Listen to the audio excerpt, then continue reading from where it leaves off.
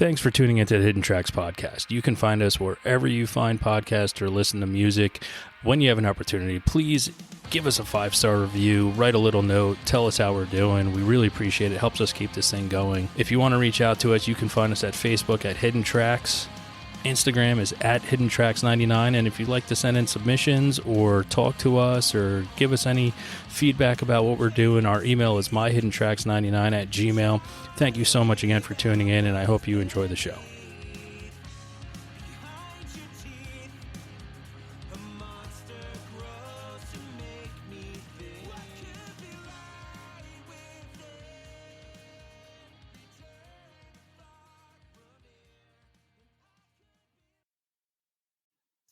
Welcome to another edition of Hidden Tracks. I am here today with Michael Murphy from the awesome progressive new rock, cinematic rock. Love that tagline, cinematic rock band, written by Wolves out of Auckland, New Zealand. So this is probably our furthest guest away we've had. We've done Norway, Scotland, Spain, all over the place. But I think we've now reached the furthest portion. So Michael Murphy, my namesake. Welcome to the show, brother. Hey, thank you for having me, dude. And I'm honored to be the furthest away guest so far. I'm not entirely sure you're going to get many in Antarctica, but until then, until you do, I'm gonna keep that award and I'm gonna stick it in my studio. Awesome. We'll send you a special award just for that. Thank you very much. It's awesome to have you here, man. Thanks for coming on and. Written by Wolves, got to say, absolutely love it. And I love the explanation of the cinematic rock. We usually ask people what genre they like to fall under. Is that what you would consider yourself? Yeah. So, I mean, we've always found it hard to kind of put the band in a box, I suppose. And when we first started this, so all the boys in the band, we'd all been in various bands for quite some time now. And have done a lot of stuff, and these were all guys that I'd wanted to write with for a very long time, and had written some stuff with, but had never sort of timing had never lined up to start a band.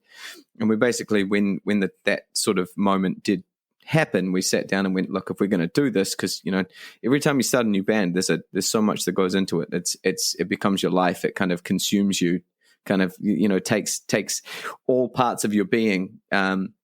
So it's a big deal every time you start a new one. So we sat down and went like, look, if we're going to do this, what are we going to do? It's got to be something different to anything we've ever done before. And so we basically kind of spitballed that idea and basically just sort of fell into this idea of taking all the parts that we loved about all sorts of genres and just trying to slam it together and sort of see what happened there. And a big part of our inspiration was people like Hans Zimmer and people like that who write for movies and scores for movies and things like that, and just the soundscape that they create, and the way that it can make you feel things by doing various stuff with the music. And that was a huge influence for us for our music and for how we wanted to try and write it.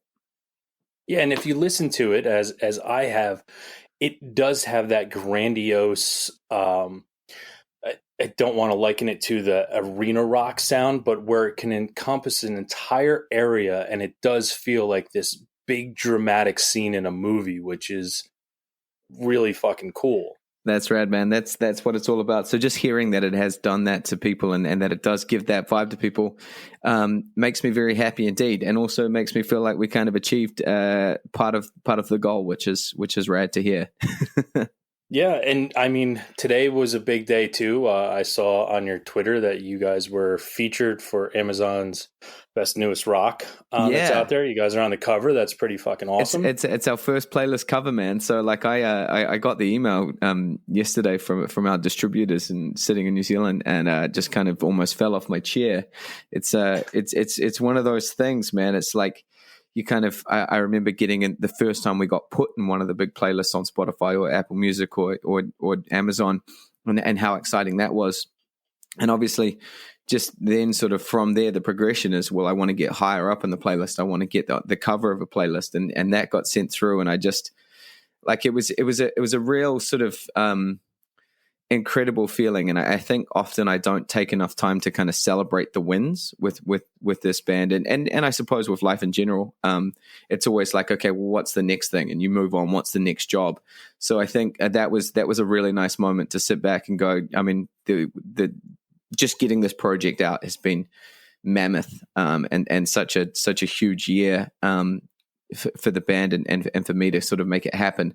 So I think that was kind of almost like a moment where I sat down, the EP had been out for a few days and that came through, and I just went, all right, this is cool. I can kind of drink this one in for a second, you know?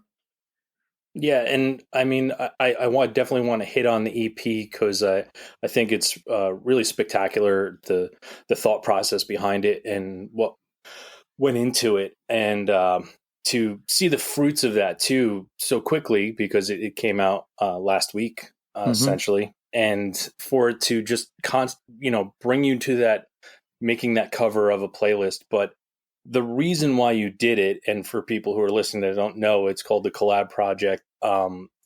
There's a lot that goes in behind it, and I wanted to see if you wanted to touch on that and why you came together with all these people. Yeah, absolutely, what man. the incentive was behind it. Yeah, so I suppose to kind of really explain it, I got to go back a little bit. So we ever since we really started this band and started to sort of grow a fan base worldwide, we started to get messages all the time from people that were basically saying, look, and telling us what our music had done for them and how it had pulled them out of dark places, or in some cases they told us that it had saved their lives. And that kind of like that just has blown me away. And we get these messages almost daily. And I think it was such a huge honor for me and the rest of the band. And it was something that we really feel privileged that we can do that and be a part of people's lives. And I think music for me has always been a form of therapy. Like, it's been a way that I can get feelings and thoughts and emotions and stuff off my chest that I'm not so good at talking about. So we sat down, I suppose a year or so ago now, after receiving more messages and doing some more work with mental health charities here in New Zealand, and went, what can we do? How can we do more? Like, it's all well and good for us to be writing music and be supporting people in that way, but what's the next step? How do we make this bigger? So we came up with the idea to start this mental health initiative called the COLLAB project. And the whole idea behind the COLLAB project is it's about encouraging and reminding our fans and followers that no matter what they're going through, no matter what sort of demons they're battling or mental health issues they're struggling with, that they don't have to do it alone and that they're not alone. It's about sort of trying to break down the stigma that's attached to mental health and remind people that we can talk about these things and that they are normal and we're not just going through them just on our own.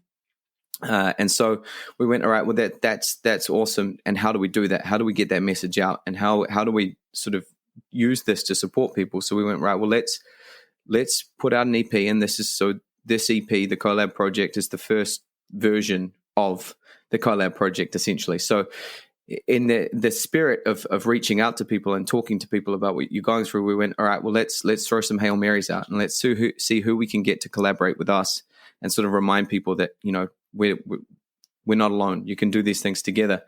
And people started coming back and they started going, yeah, I love it. I love the idea. And one of the first ones to come back was Callan Quinn. And it kind of just blew us away. Like, I still remember that first email and just kind of losing my mind. And then he told us that he loved the track and that he was going to have it back to us by the end of the week. And literally he sent it through that night. So that was pretty huge. And, you know, there was all sorts of back and forth emails about, you know, how much he dug the track and how much he dug the project. And that was really cool. And so we went, all right, well, we got to push this further. And we reached out to Trenton from Hands Like Houses and he jumped on board straight away and started doing his thing, which was incredible. I think obviously, and then we went, right, well, what's next? There's one more track that there's a few more tracks, sorry. And so Lucky Stars was a track that we'd written that essentially, I think the idea for the COLLAB project first was born out of. Lucky Stars was a song that I wrote after reading messages, after all of these messages from people about, you know, what was going on in their lives and what our music had done for them. And the lyrics, you shouldn't need a song to save your life. The world should care enough for you to feel like you belong right here, was kind of where I sort of fell with that. And I think that's really essentially the mantra for the COLLAB project. You shouldn't need a song to save your life, but we know that's not the case. So let's just lean into the healing power of music, and let's lean into the way that music creates community, and let's use that to try and change the way that society looks at mental health through that. And so we reached out to this incredible vocalist from the UK, Sydney Ray White, and she jumped on board. And with that track, we thought it was important to try and get people to share their stories. Like that's the whole idea, is being able to share your stories. And so we reached out to fans, not really thinking that many people would be overly keen. I mean, it's a very public forum to share your mental health struggles, and we were completely wrong. And so many people came back and sent us these incredibly heavy stories. And so from there, we wrote the Our Stories piece of music and the Hope piece of music. So Our Stories, Lucky Stars, and Hope are essentially this kind of trilogy where people share their mental health stories. We talk about that in song, and then afterwards they share the ways that they're coping with things, the way that they're coming through the other side, and the hope attached to it all, which was pretty incredible, and a really amazing thing that we sort of, when we heard it all back, went, whoa, this is heavy, and it's raw, and it's emotional, and it's powerful, but it's going to do some good. And then we went, right, there's one more that we need. And we kind of just sort of wrote down who we thought would be awesome. And I sent an email, and Sonny from POD came back straight away and was like, yeah, man, I think your band's cool. Let's do it. And we kind of, and that's how Secrets came about. And it was epic. And Sonny's been an absolute legend to deal with, and an absolute champion. He's obviously in the music video. He's been posting things. He's out on tour right now, and yet he's still helping us out here in little old New Zealand. So yeah, I mean, I know I've just rambled on for about 5 minutes about that, but it's awesome. Yeah, and my thing is, music has such a healing power, and the way I look at it is because music never lets you down. This is true. And I think that's why people can attach to it, and a song can save a life, because music isn't going to let you down. Mm-hmm. That song that you created is always going to be there for someone to lean on. You may not, as a person, always be there to lean on, but your song that you created, you can always lean on that. It can always bring you back. That's so true. And I think the thing about, like, to kind of extend on from that is music helps you to access parts of your sort of what you're dealing with that you might not be comfortable doing even in yourself. It helps you mm-hmm. to get emotion out, and it helps you to sort of get things off your chest, even if it's not even talking to someone. It just helps you to feel things that you need to feel so that you can kind of start to heal. And I think that's, continuing on from what you're saying, it's always there, and it helps you to do these things that we're not good as a society at doing, because we've been told for so long that you can't. You keep these emotions inside. You don't let the world see them. And music is kind of this escape for so many people. And I think that's what the whole idea about the COLLAB project is about. It's about helping to kind of create that escape, but trying to bring it more into the open and sort of allow people to talk about these things, let those emotions come out, and try and change society in some small way, shape, or form that we possibly, that we might possibly able to do. Well, and I have to, truly commend you on taking the platform that is before you, that isn't in front of a lot of people, and wanting to make a difference with your artistry, and what's afforded you to have this opportunity to collaborate with all these people to say, hey, we need to figure out how to do something, because more people in this world are dealing with things in their life. And I've said it before, I'll say it again. No one single person's problems are bigger than the other person's problems. It's Absolutely. Just how we choose to be able to deal with them and figure out how to not always fix them, but move again and walk that straight line to just keep moving forward instead of standing still or moving backwards. That's absolutely it, man. And I think sometimes just realizing that it's not just you is such a big deal. I mean, any sort of mental health issue. I mean, with everything that we've gone through in the last year and a half, like people these things can be so consuming and make you feel so alone. And I think just to understand that there's people out there as well that feel the same way, that you're not alone, that it is a normal thing to feel this way. It can be so freeing. And I think it can be a really good way to start getting on the path back to kind of working out how to feel like a better you, I suppose. Yeah. And I mean, it's that, you listen to a song and one note can make you cry, or one note can make you scream, or one note can, at a show this weekend, his first note of the song, I just got goosebumps down my arms and the chills ran down the back of my spine. And I'm like, that's nothing else in my life have I found that can do this. Yeah. Like, just make me feel what I need to feel at that time, because it's a song. It takes one song. That's all it is. It's magical, right? Like that's an absolute magical thing. I'm sure there's some form of scientist that can explain it, but I prefer to understand, to just believe in the magic. Yep. Listen, I dropped out before I got my PhD, and I dropped out literally the first day of school, and I was never going to get a PhD because I'm not that smart guy. So I'd rather just deal with the feeling instead of having it explained why it happens. Yeah, sometimes that's enough, Yep. So, I mean, again, that's awesome. I've listened to it over and over again. I'm appreciative of what you put in the work behind it and how it's out here. And hopefully it is doing exactly what you wanted it to do. And again, I commend you for doing that. That's pretty awesome. Thank you very much, dude. I mean, as I say, this is a project that's been super close to us, and it's one that that we're incredibly, incredibly proud of. I think with any release and with any single or album or EP or whatever, there's a huge amount of nervousness and trepidation that comes with that. You're kind of giving bits of your soul to the world and going, right here, judge me, essentially. And I think with this one, there was probably even more so. Like it was heightened further.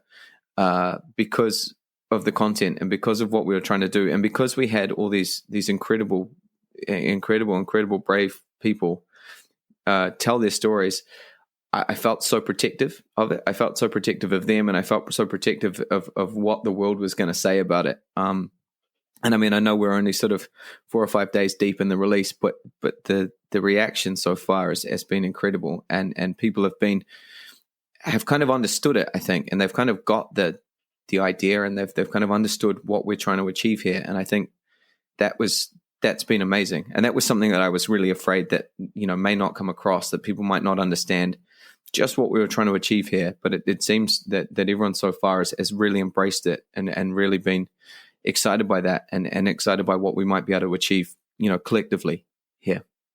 Yeah. And I mean, it's a good thing, and it's also an unfortunate thing of how much we have the opportunity to put ourselves out there in today's world, because you're always going to have someone that's going to try and tear you down. Yeah. And I think that's the unfortunate part, because it's one of those things where you can get 100, 99 likes, but that one that gives you that bad, that's what we harp on. And I don't know what it is as a race, a species that really focuses in on that one negative comment or one negative thing. And I think that's where we have to get our mind out of. And yeah.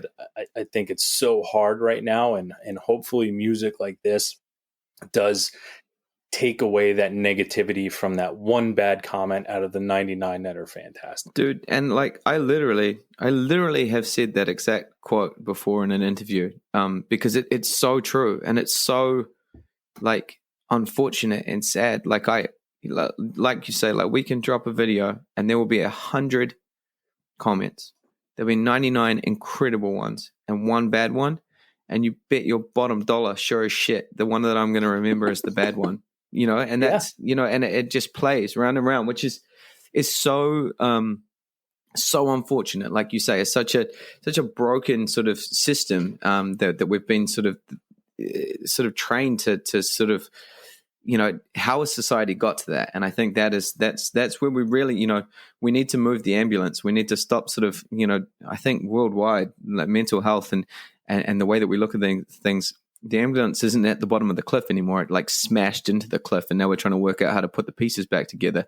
But we need to move this. If we can change the way society looks at things, make it a normal thing, make it normal that you want to talk about these things, I think it's only going to do some good. It's only going to help. Yeah, and I mean, it's so hard when I think as a society, especially as a child, when something was broken, someone tried to fix it, right? Everybody, the whole thing was, okay, this is broken, let's try to fix it. How do we fix it? And I think that's the same thing when it comes to a negative comment. Like, the first thing you do is you internalize and say, well, where did I go wrong for someone to think that this isn't good? How do I fix it? And then you just focus in on that, where no one really ever puts out their failures. It's that, reality versus Instagram. And if we can focus more on the failures and what we learned from the failures, because I don't think we ever talk about that. I don't think we talk about the song that we wrote that was a total bomb. And it took ourselves to figure out, this song was fucking shit from the beginning, but we still, and then say, okay, but this is what I learned from it. Okay, next time I'm not going to do this when I write, and just say, hey, listen, it's okay to fail. But I think nowadays, where everybody has to be fucking perfect, otherwise you're going to get canceled or censored or whatever, I think that's where, especially nowadays, it's even a lot harder to deal with that. It's so much, dude. But I think also, like, we struggle to remember how subjective music is, and it's the same with anything. There's like 8 billion people in the world or something like that, and every single one of them's got a different taste and a different opinion. And one thing that I might do that I love, there's every chance that you're not gonna, or someone is not gonna, and it's so hard to remember that you can't please everyone. And for those 100 people, the fact that 99 people love something and one person doesn't, it's just trying to remember that they've got a different taste. And that, that's hard. That's hard to do. But there are so many people, and there are so many different sort of opinions in there. So I think that's, that, like you say, with the Instagram world that we live in right now, but it's also, everything's so accessible. 30, 40, 50 years ago, if I released an album, firstly, I would struggle to get it heard around the world. That would be, I'd have to be on a huge record label or, doing whatever with, massive distribution deals. But if people were going to say, there'd be a few reviews in magazines or in the paper, but I'm not going to hear every person's opinion amplified because they've got such a, everyone has an avenue to sort of say what they feel now, which is great. But it's also like, a comment section is a terrifying place because anyone can say what they want, and they've got anonymity because they can hide behind it. It's a crazy world we live in, and it's a tough one, for creators and artists and musicians, because, that is a piece of your soul. And, anyone can take a 30-second listen and go, I don't like that, and say whatever the hell they want. But the problem is most of the artists are reading them and internalizing that. And I think sometimes too that it really is, a lot of the times for the reaction. I mean, one of the best things I had seen recently was Paul Felder, former MMA fighter. Someone shot something to him on Twitter, and he said, "Would you say that to my face?" And the guy wrote back right to him. He said, "No, because you'd kick my ass. That's why I'm saying it here." And Paul Felder just goes, touche. Okay. Now I respect you because at least you came out and said, yeah, no, I'm saying it because I can say it here, but I would never say it to your face because you beat the shit out of me. Which is, it's funny and it's wrong. Yeah. And I suppose that's, we've got access to our heroes now, like in that, like that guy can say something about him and he can literally reply. And I think that's a whole new world that we're living in. And we've still got to remember, this is quite new.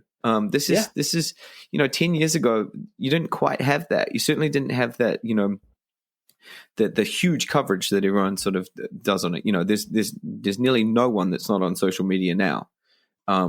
And everyone knows about algorithms and how they work, and everyone's replying and everyone's commenting because everyone's taking things to heart. So it's going to be interesting to see the way that works in the next 10 years, because I mean, it's only going to develop further, and it's only going to either get crazier or completely implode, and we're going to go back to some sort of completely different sort of type and idea of how we do things. Now, when you guys are creating and coming up with the music, do you take into account, because I always find this to be interesting, do you take into account the algorithm of a song because of playlists nowadays and how you have to get it around the world? Is that even a thought during your process of writing? I don't generally think about that while I'm writing. And I mean, I think you only have to look at most of our releases to kind of the length of the songs definitely don't fall into a lot of playlists. That's where I was getting at. Yeah, but I think we learn a really cool lesson really early on. In that our track "To Tell You the Truth" is one of our biggest songs online, and we were never going to release that as a single because of it's got a minute and a half intro. Yeah. But then, so we were approached. I'll tell the story because it's a relatively good yarn. And sorry, yarn means sort of chat. I had to New Zealand colloquialisms. I had to explain this to a designer in the UK the other day. He was like, "I have no idea what you're talking about, man." So I've just realized that I've got to be careful when I'm on a podcast because I'm going to sound like this weird Kiwi dude that no one understands. It's totally fine. The language you're going to be our first. Yeah, you're our first weird Kiwi dude, so let's get all the weird out right away. Put that in my studio too. Can you send me that award as well? No, so we were approached by this incredible director who we work with all the time now called Josh Maybe. And he said, "Look, I found you guys." He's based in LA, and he said, "Look, I found you guys music, and I love you. I think it's amazing, and I really want to work with you. I want to make a video for you guys." And we went, "Right, okay." And we kind of looked at some stuff, but we didn't really know him from anything. And I had like one Skype meeting with him, and I was like, "Yeah, dude's a legend. Let's do it." And he said, "What track do you want me to do?" And I said, "Oh, I don't really know." And we just kind of sent him 5 tracks. And I just said, just gravitate to, whatever we're not going to put a timeline on this. We're not going to get you to do our next single or whatever. We just want you to do what you want. Pick a song you want and just sort of run with it. And he played with sort of the 5 tracks or whatever for a month or so. And he came back and he went, "Look, this is this one. To tell you the truth, look, I want to do it." And we're like, "Man, that's cool. We were never going to release that as a single. It's 5 minutes long. It's got a 5.5 minutes long. I think it's got a minute and a half intro. No one's gonna do that. But man, we love the track and we think you could make an amazing video for it."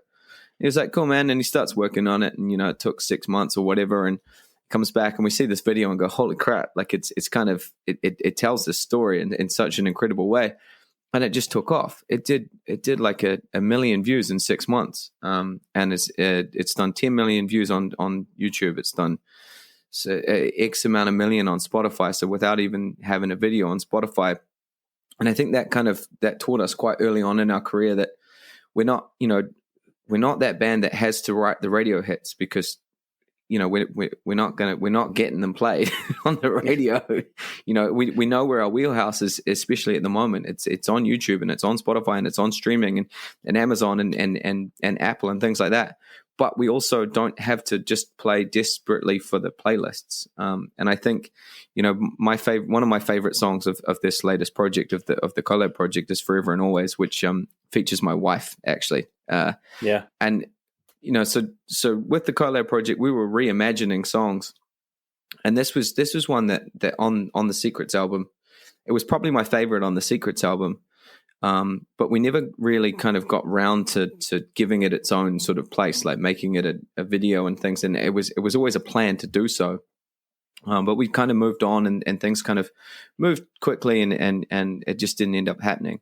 And so when the COLLAB project was kind of coming about and started, I said, "Look, Beck," so I said to my wife, "Look, I need you to do this. I just need you to do this track for me. This isn't a question. I'm not asking you here. I just need you to do this." And she said, yeah, I'll do it. And it was amazing for me. And, the song was written for her. But so that particular track, like we ended up making it a minute longer, rather than kind of shortening it and going, look, this is a song that's going to connect with people. We need to shorten it. We need to make it playlist worthy. We need to make it 3 minutes, 3.5 minutes, or in some instances, songs are getting even shorter these days. But that's, I suppose we wouldn't be living true to our cinematic rock thing if we started kind of trying to cut these big cinematic sort of moments and songs down.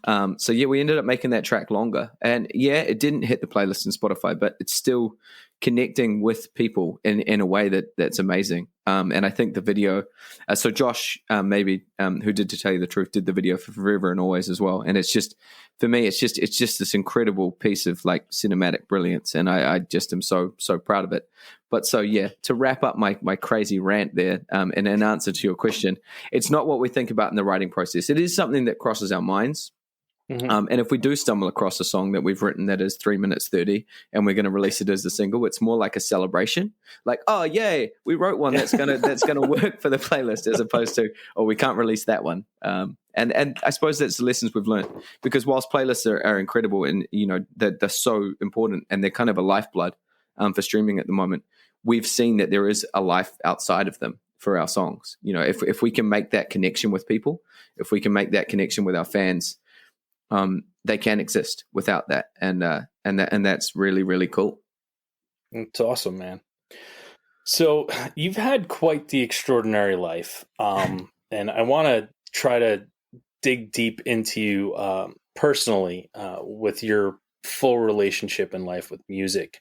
Cool. And that relationship usually starts when you're a small child, and you hear something for the first time that's not, on a cartoon you're watching on TV or Disney movie or something. You hear music for the first time and it completely changes you. Mm-hmm.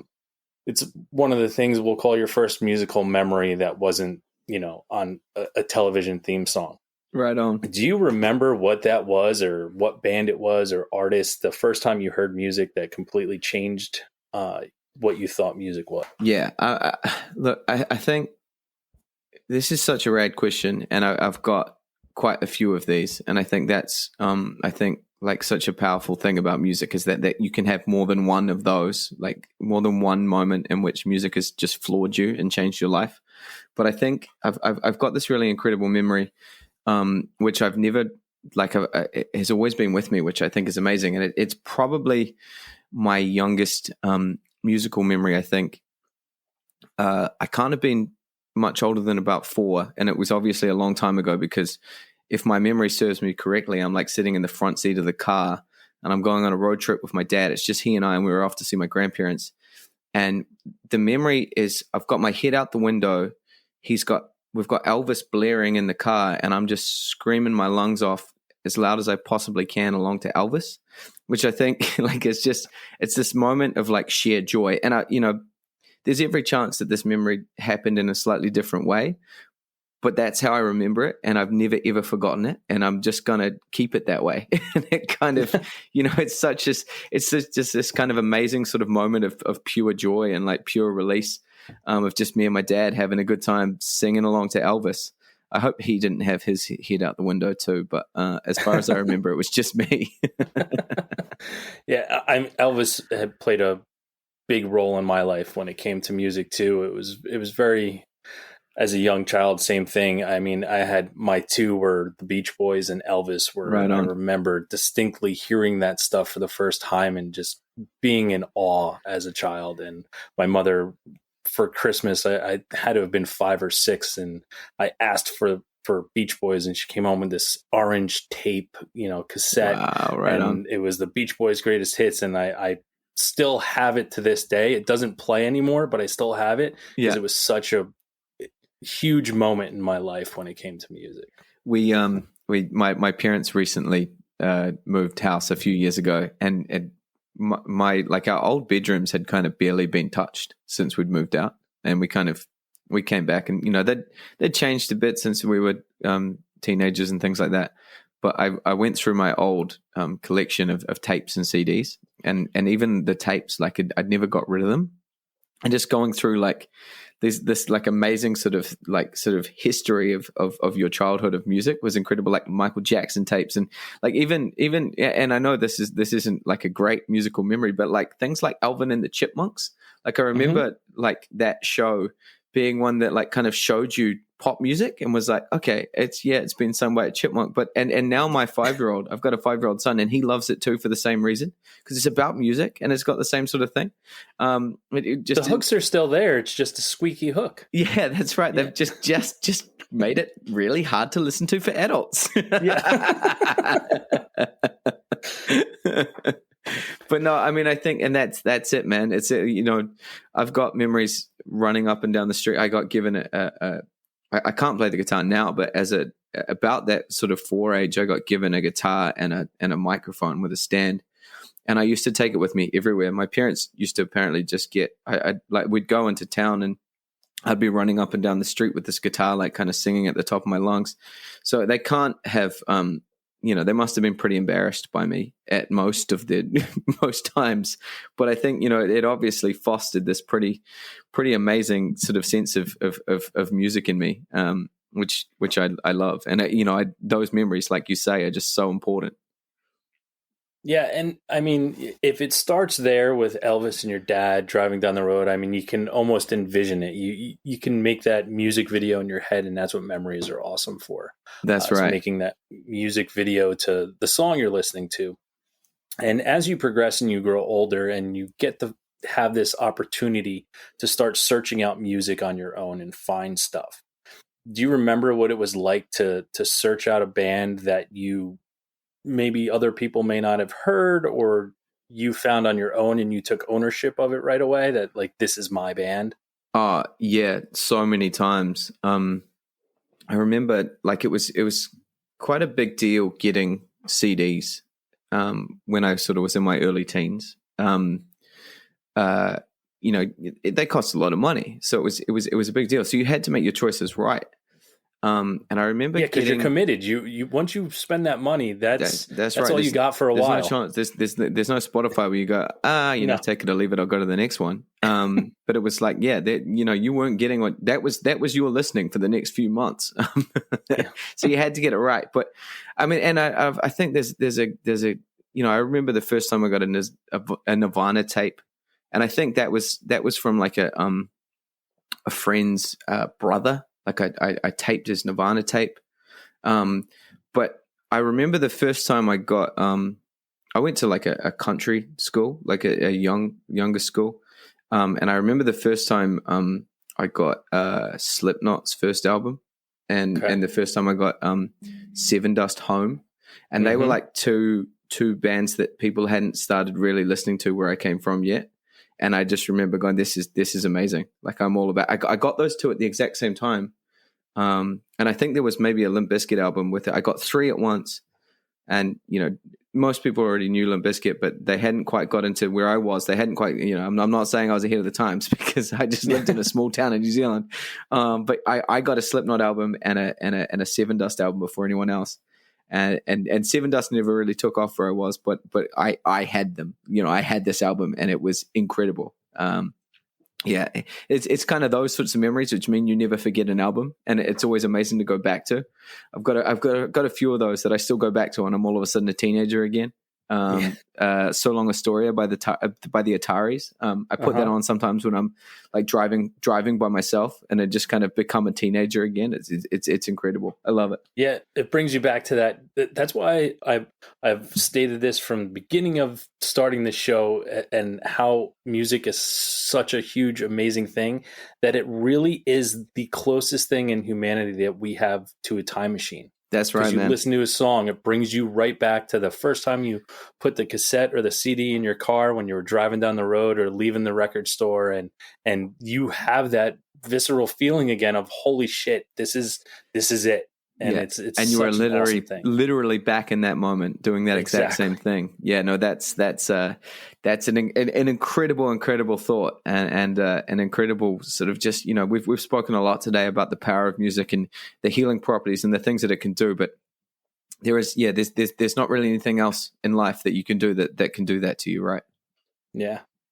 Now, finding this music and cultivating your own sense of ownership over something such as a Slipknot or Seven Dust, and through your career and within music, I mean, when did that become a moment, or that little glimmer in your eye that this is something that I truly want to do? Like, this is something that I want to take a crack at and pursue what drives me and what I love and become what I fell in love with. It's funny you say that, man, because that's another moment that I've got. Like I actually, I was 15 or 16, and we were at a big festival in New Zealand, which is since deceased. It was called Big Day Out, and me and my best friend, who was in a band, who I was in a band with, we had managed to. So Foo Fighters were headlining the festival, and my best friend and I are standing on top of a trash can. We'd wheeled over like a big rubbish can and to the edge of the mosh pit, so we could see above the mosh pit. And we no one made us get down, and we stood on these giant rubbish bins for the entirety of the Foo Fighters set. And I remember going, "This is what I want to do. I want to do this. I'm going to be a musician. I'm going to be a rock singer." And I don't care what it takes, or how long I have to work at it. I'm going to do it, and that is I remember that moment so vividly and so clearly. Watching Dave Grohl, I think he was playing "Tired of You," so all the big crazy energetic stuff had happened, and then they dropped the show down, and it was a festival show, so it's not something that you do all the time. And I dropped it down, and the energy was still just so electric. I was like, that's what I want to do. It was so commanding. It was so incredible the way that he had 20, 30,000 people in the palm of his hand, just absolutely so there, all together, all as one. It was such a powerful moment, and I don't think I'll ever forget that memory and that moment of just going, that's it. That's what I want to do. Now, you had just said that you were there with your friend who you were in a band with, and when did you? Now, here's the question, because I always like to find out, what was the name of your very first band you were in? My very first band I was in, so it was called Grave Trippin'. Okay. This is why I asked this question. Yeah, that was the name. That was it. It was a good one. No, were you writing songs about lost love that you didn't even know what it was yet, because you were like in all sorts of that stuff. Everything was very deep and very, very intense and very angry for relatively suburban kids. And yeah, the band was great. I think one of the members claims that the name came about because he likes to say, we were trying to come up with a name, and he tells us that he was reading the dictionary, looking at words, and he tripped over his cat while he was looking at the word grave. But I feel like, and I'm just remembering that from him telling me as a teenager. So, who am I to say that he was lying? But it does seem like a likely story. It's a good story anyway. Do you remember the name of the first song you wrote? The first song we wrote was called Internal Combustion, which, was trying to be very deep and, teenage angst and not being about an engine, but thinking I was very clever, calling something by that name that wasn't actually what it meant. I've always been about metaphor, so I think I was developing that early as a very angsty young 14-year-old. Well, that's very deep for a 14-year-old. So. Now, when you saw that show and you saw Dave Grohl, who is, unlike, I think he's one of our, and this doesn't take anything away from what you do, but I think he could be one of the last true rock stars. Oh man, I 100% wholeheartedly agree. Yeah, I really think he is, and I have certain opinions of Dave Grohl with certain things and other things, but I will always give him, he is one of the best performers I've ever seen, and I truly believe he could be one of the last rock stars to ever grace this earth until something else comes along that I can say, oh no, there's the new one. Oh because man, he's I couldn't so agree with huge. you more. I think he's probably the last, one of the last true legends in as far as rock star terms go. I could not agree with you more right now. I think we might be related, Shane. Yeah, who would have thought? Two Murphy boys. And I mean, my big thing with him too is just to know what he does and how he does it, and to just always. My big thing is someone who just continues to create because they love the craft and not do it for anything other but just love continuously writing music, and being able for him to do it with his daughter now, and like that kind of stuff that's awesome to me. Like, it's one of the greatest things, you getting to sing with your wife on a song. Like, did you ever imagine something like that would ever happen in your wildest dreams? No, not really. I mean, I suppose I actually met my wife doing a stage show, doing a musical, and we were cast alongside each other as love interests. And Which musical? it was called Rent. It's a kind of a rock musical, I suppose. Yeah, I saw it when it came out on Broadway many moons ago. Right on. Well, we weren't quite doing it on Broadway, unfortunately, but we were doing it at a really, it was a really big deal here over in New Zealand, and we'd both been living in London at the time, didn't know each other obviously, and came back to do the show, and it kind of. We started working together after that because we really loved the way our voices worked together. There was, this kind of really nice difference between the two of them, and eventually that kind of happened. But I still, we like different things. She doesn't like the music I like, which is totally fair. I'm married too, don't I know? I'm often listening in headphones, and that's quite all right. Well, she'll enter the room, and I'll turn off that Slipknot song that's screaming. Just we'll turn it down just a touch. But no, and she's always been hugely supportive of the band, and it takes up a lot of my time in my life. But I think to have her doing that, and to have a real proper duet that kind of I suppose I'd always probably knew it was a possibility, but it's one of those things that you don't think's ever really going to come to fruition. That it's not an easy thing to write. It's not an easy thing to put together. And I think if I'd sat down and really tried to do it or write something that was a duet for us, we probably would have ended up just fighting and scrapping it anyway. So I think like you say, it's been one of the most incredible moments of my career, and I knew the moment that I heard her singing on it. I remember sitting in the studio. Man, we've talked a lot about moments today. But I remember sitting in the studio going, this is going to be the proudest moment of my career to date, I think. And it was. The day that song came out, it was phenomenal. Well, that's awesome. I mean, you have those moments to share, and shared moments are, also my wife and I, we have similar tastes, but very different tastes. But when it is something that comes to music that we both connect on, it's a different connection. For us. Oh, absolutely. That shared love of something is, it just means that much more. Oh, absolutely. When it is that thing with music as well.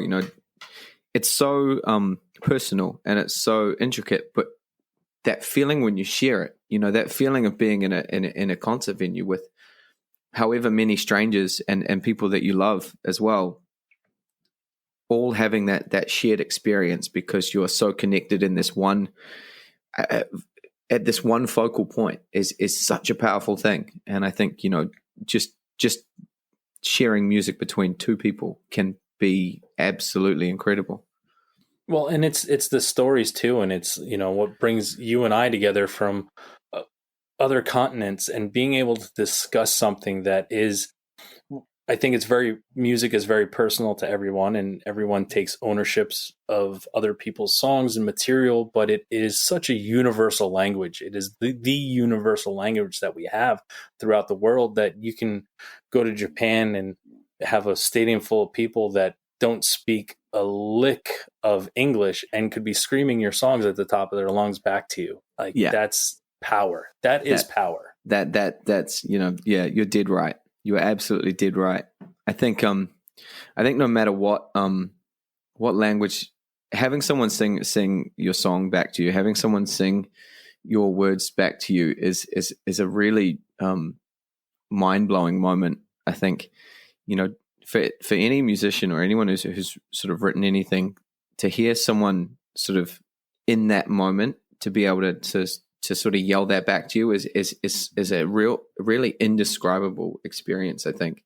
And I haven't had the pleasure of being able to tour Japan or things of the like yet, and I really hope that one day we get the chance to sort of see that in action, because I mean, as you say, that is such a powerful thing. Yeah, and listening to what you guys are doing and seeing what you guys are doing, you will be, once the world gets a little more back to normal societal ways we can get around, you will have that opportunity. I cannot wait.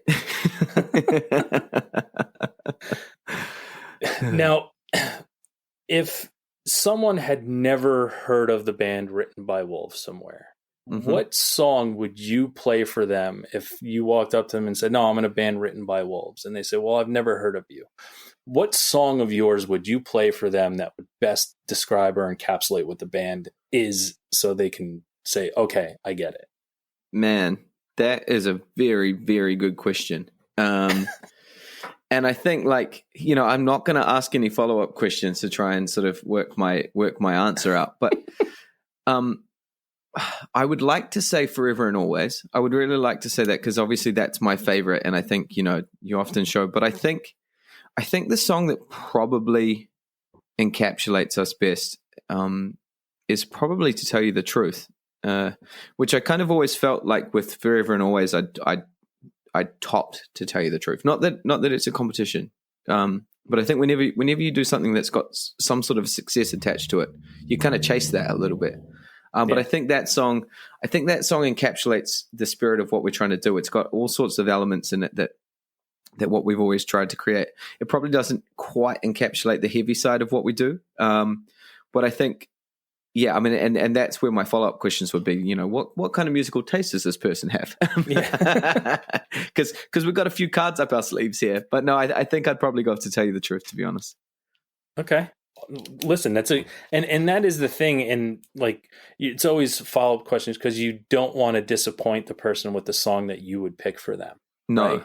And the song that you think is going to hit off an album may not be the one that's going to hit, just like you described with what you weren't going to pick for a single, and it fucking blows up. That's, that's the type of thing where once you put it out there, I'm probably not going to be the first person to tell you, but it's no longer yours, and it's no longer for you to fucking choose. It's now mine. It now belongs to me. Absolutely. Michael Murphy created something, but the minute it hit my ears, now Shane Murphy owns it.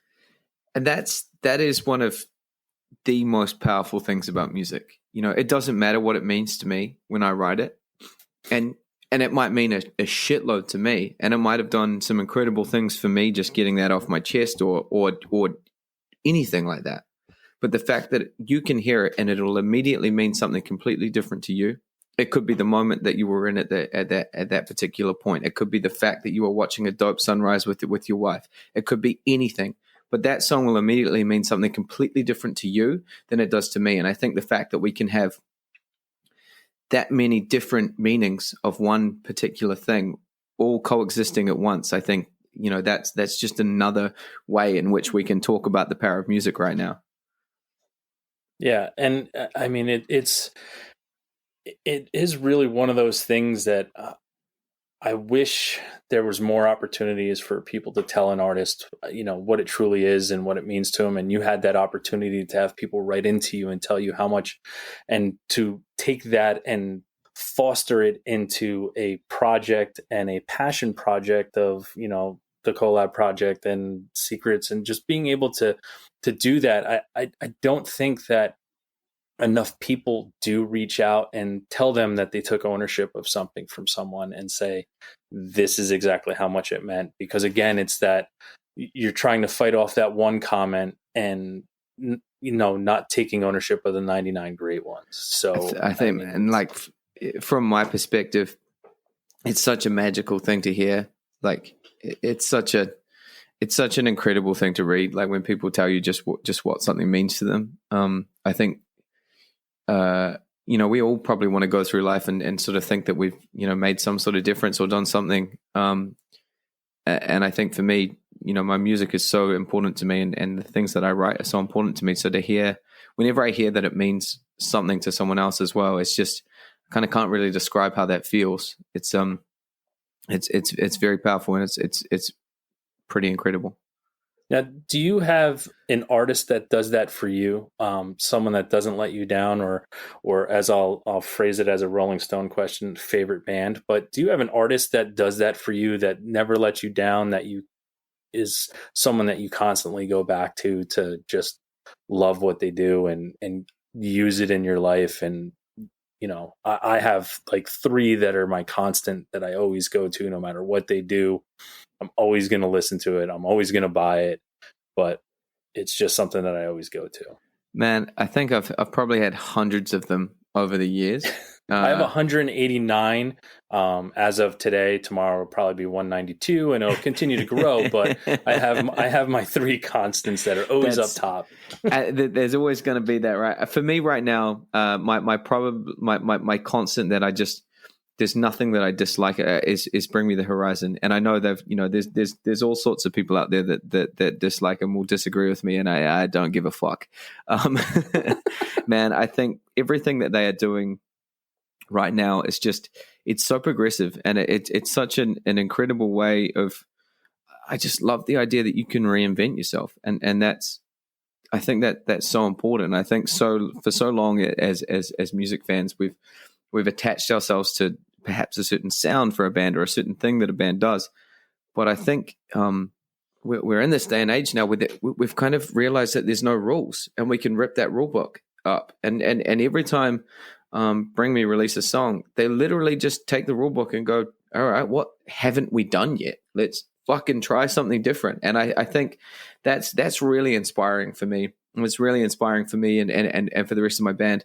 I think, there's various bands that I go back to whenever I'm feeling down or whatever, but currently Bring Me the Horizon are my top of the top. Nice. All right. I appreciate how you explained your answer to it too, instead of, most people just go the Beatles and we move on. But yeah, no, I think that's right. I can only really speak for right now. I mean, don't get me wrong. I listen to the Beatles almost daily too, and I listen to Stairway to Heaven on most days. But right now, Bring Me the Horizon are a huge inspiration, and I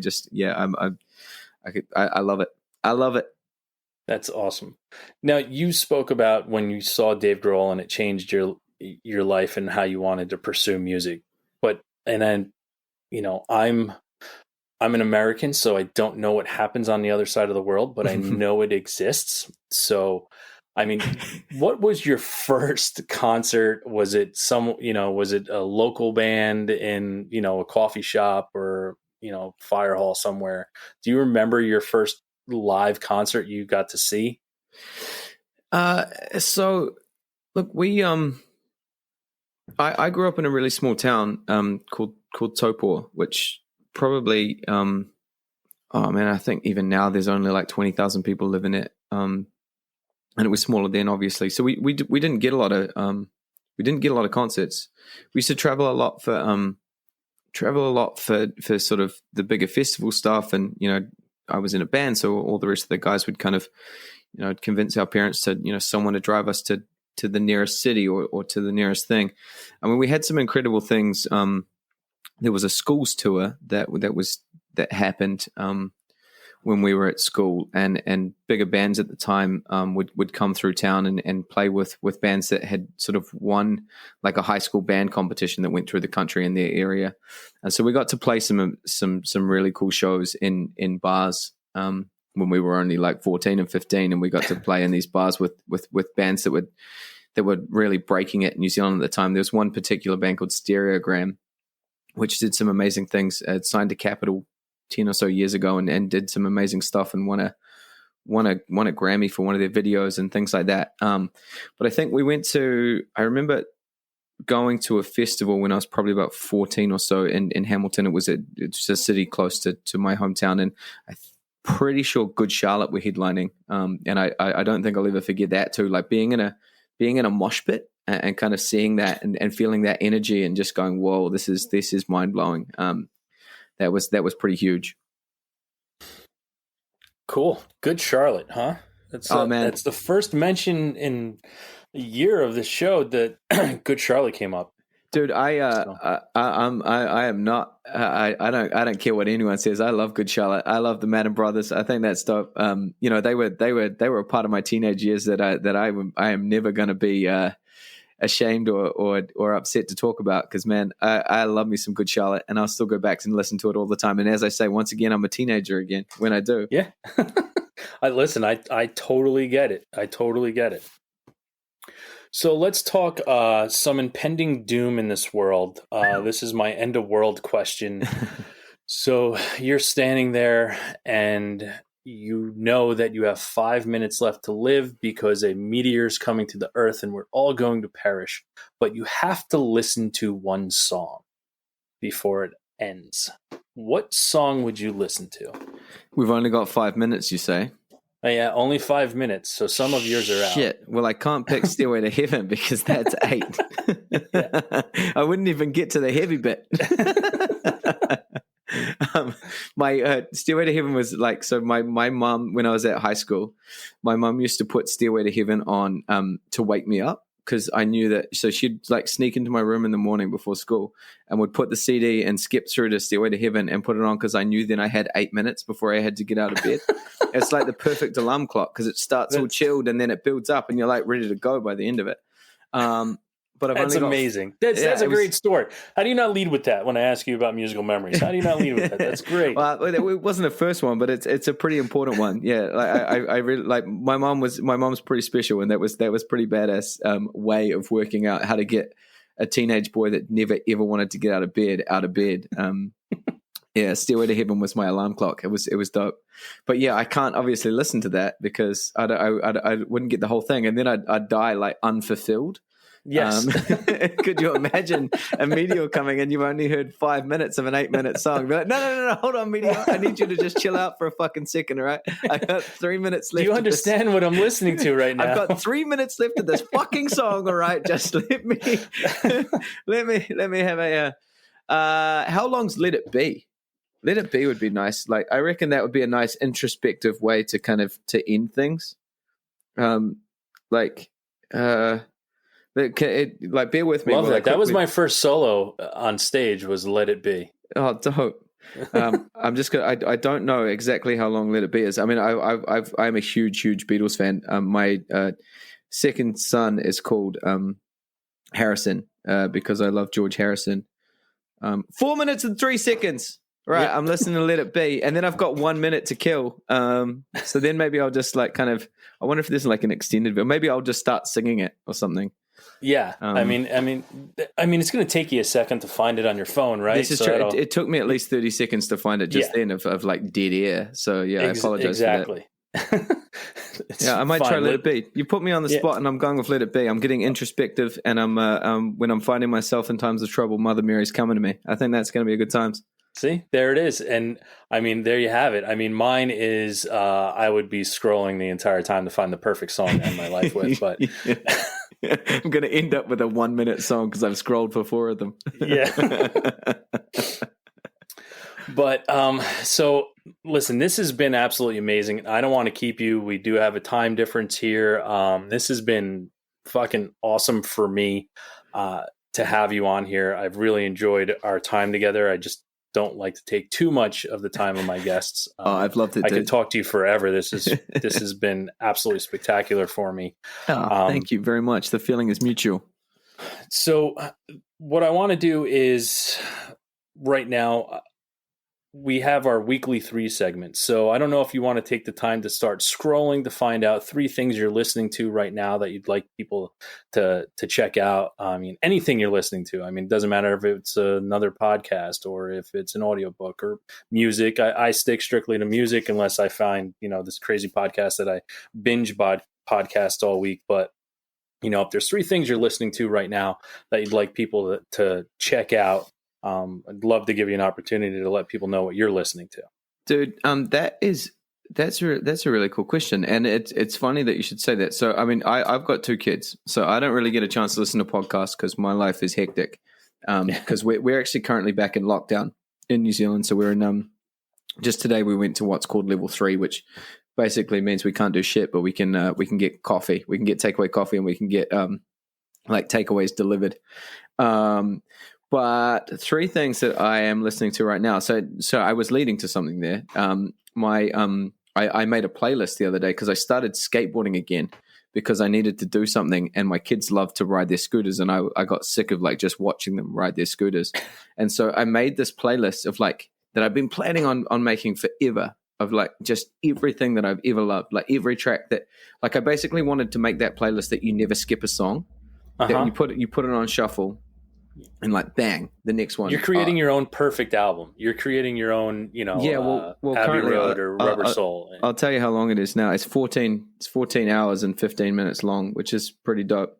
But I mean, I think if I'm going to go, what am I listening to right now? What am I listening to currently that I'm putting on when I immediately need to listen to something? The new Bring Me the Horizon song, Die For You. I am also listening to and really love the new Enter Shikari album that came out last year. That's and actually the first song on that playlist is The Dreamers Hotel by Enter Shikari. Nice. So that's I had them on probably months ago, but I was heavily into it, and they were on my threes. Oh, it's a genius album, man. It's really incredible. And the other thing that I go back to all the time, and I suppose I'll have to pick one song. You don't have to pick one song. It can be a whole album, but so I go back to the Mac Miller album Circles that was released posthumously last year, 2019, I think it was. Every time I'm like kind of down or like I'm just in this really chilled mood, I put on Mac Miller Circles, and it just I just love it, man. It is such a banger of an album in this really beautiful introspective way. And I think obviously the fact that it was released posthumously and there was all sorts of things that you kind of found out about him. I think some of the lyrics just hit different. I think it's a really beautiful album. But yeah, those are my three right now, I would think. Yeah, and that's hearing something like that too. Like one of my favorite bands. Don't know if you've ever heard of them, but Frightened Rabbit. Oh, I have actually. Yeah, from Scotland, and Scott Hutchinson, bless his soul, he's no longer here with us, but when I go back to listen to the last album that was released right before his passing, listening to it gives me a different light of saying, why the fuck couldn't we help him? Yeah. Like you heard every single struggle, but when the first time you heard it, you didn't hear the struggle. And then you go back and something hits, and that person's no longer here with you, and you hear the lyrics and you listen to the songs, and then you just sit back and go, son of a bitch, it was there the whole time. Yeah, I think that as well with the last Linkin Park album with One More Light. Like it's just there's so many beautiful like kind of cries for help on that album, and so many things that kind of that you kind of hear. And I mean, obviously, so much of what Chester wrote about, and so many things there's some tortured lyrics in there. But I think that particular album just is quite similar to what you're talking about, and you kind of go, oh man, how could we not have, he helped so many people. How could we not have helped him? But, Exactly. And that's why I commend you for doing what you've done with the collab and Secrets. It's awesome. Thank you very much. So my three for this week, there's a band called In Your Own Words. They're from LA. They're alternative punk rock, an album called Steady Glow. Been listening to that. Number two is Three Trapped Tigers. They're a British instrumental experimental rock band. Sick. A really cool band, really into them right now. Name of the album is called Silent Earthling. Sick. All right. And then there's a band called Fire from the Gods from Austin, Texas. I know Fire from the Gods. Yeah, so they're kind of up your alley, I would think. They're metalcore, hip-hop fusion. Name of the album, American Sun. Listening to them a lot lately. So those are my three for this week, for three new things to check out for people. Sick. I will be checking out those three for sure. Awesome. That's why we do this. I'm going to add some stuff to that playlist. There you go. And listen, that playlist is exponential. It continues to grow and grow and grow and grow and grow until the point where you just don't have enough time in your life to ever listen to every song on that playlist. It almost makes me sad. Like I just go and put in like I just want to. I remember when I first made it, and it was like 10 hours in the first day that I did it, and I got to go and because I don't. There's not much time when I get like peace and quiet with a 5-year-old and a 2-year-old. And I put in my AirPods and I went out on my skateboard and I was just kind of like in this completely different world, man. It was so cool. And just tracks from your childhood and all sorts of things. And you know, 1 minute you got Tupac and the next minute you got Slipknot. It's like, yeah, that's what it's all about. Those are my playlists I make all the time too, and it's one of those things like going away with friends. Like I'll make, I made one a couple weeks ago, upstate with friends, and it was 9 hours long, and actually got to hear every single song I put on there. And then I was like, "Fuck, I need to make them longer." Like, dude, that's dope. You got through an entire playlist. That's so rad. Because we were there for 2 days together. So it was I literally just hit play, and then the next morning when you wake up, you hit play again, and it goes through the whole thing. And then I hear the same song twice, and I'm like, "Oh shit, we went through the whole thing." You're living the dream, man. That's the dream. But Mr. Murphy, I want to thank you so much for being here. Give you this opportunity right now to tell all of our listeners how to find everything that Written by Wolves does, what you got on the horizon coming up, and everything that you're working on. Just right now, please tell everybody how to find everything that you guys are doing, because so basically, it's pretty fucking dope. If you type in Written by Wolves anywhere, you're going to find us.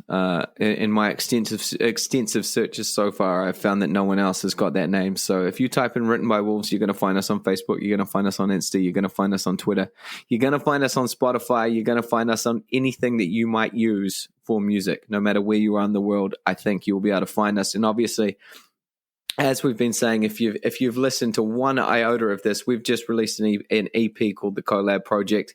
It features some incredible people, and it's all about trying to change the way that we look at mental health in the world. So go and listen to that. The single that's going on that one right now is called Secrets. It features Sonny Sandoval of POD, and it is, in my opinion, a hell of a good time. So check it out, talk to your friends, and drop by to Written by Wolves to our socials and let us know what you think. Well, we thank you again. You kind of stole my line a little bit there at the end, but what a Mikey, thief. I told you we were related. Yep. Mikey, I want to say thank you again so much for being here. This has been an awesome chat with you. And for everyone else out there in the world, you know what to do next. Go out, listen to Written by Wolves, and have a great fucking time. Woo!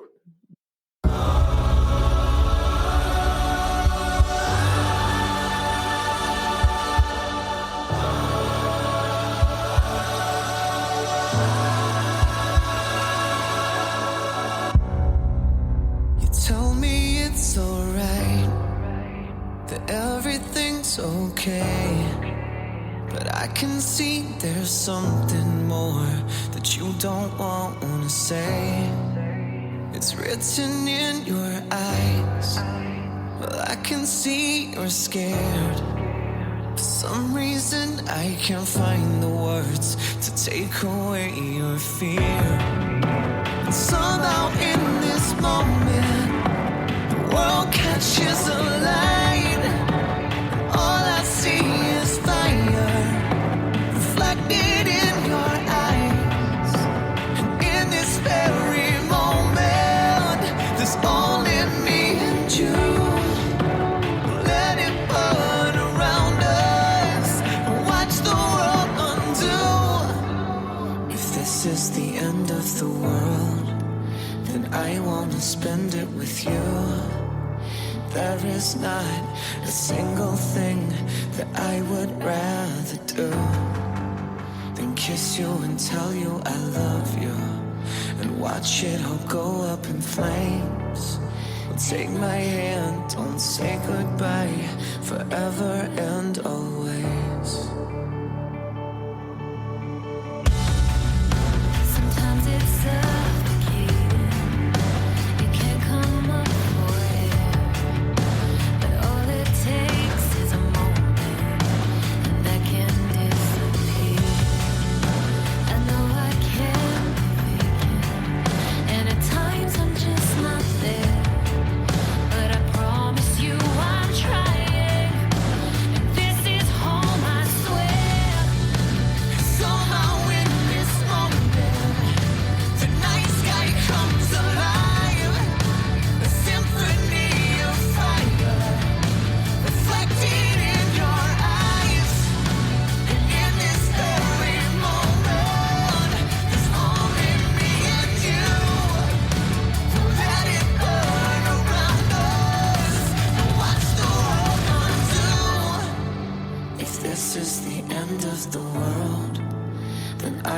spend it with you. But there is not a single thing that I would rather do than kiss you and tell you I love you, and watch it all go up in flames. Take my hand, don't say goodbye, forever and always. Step into the dark, you know we'll make it through. Hand in hand, to hell and back, well I will follow you. Step into the dark, you know we'll make it through. Hand in hand, to hell and back, well I will follow you. If this is the end of the world, then I wanna spend it with you. Well, there is not a single thing that I would rather do than kiss you and tell you I love you, and watch as it goes up in flames. Well, take my hand, don't say goodbye, forever and always. If this is the end of the world, then I wanna spend it with you. Well, there is not a single thing that I would rather do than kiss you and tell you I love you, and watch as it goes up in flames. Well, take my hand, don't say goodbye, forever and always. If this is the end of the world, this is the end of the world. If this is the end of the world, then I wanna spend it with you. If this is the end of the world, then I wanna spend it with you. Well, there is not a single thing that I would rather do.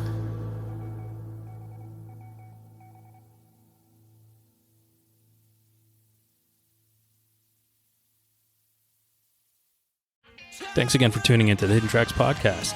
We hope you enjoyed this week's show. Don't forget to follow us on Instagram at HiddenTracks99. Also, send all your submissions to myhiddentracks99@gmail.com. Tune in next week. You may find your new favorite band, and don't forget to go out and have a great fucking time.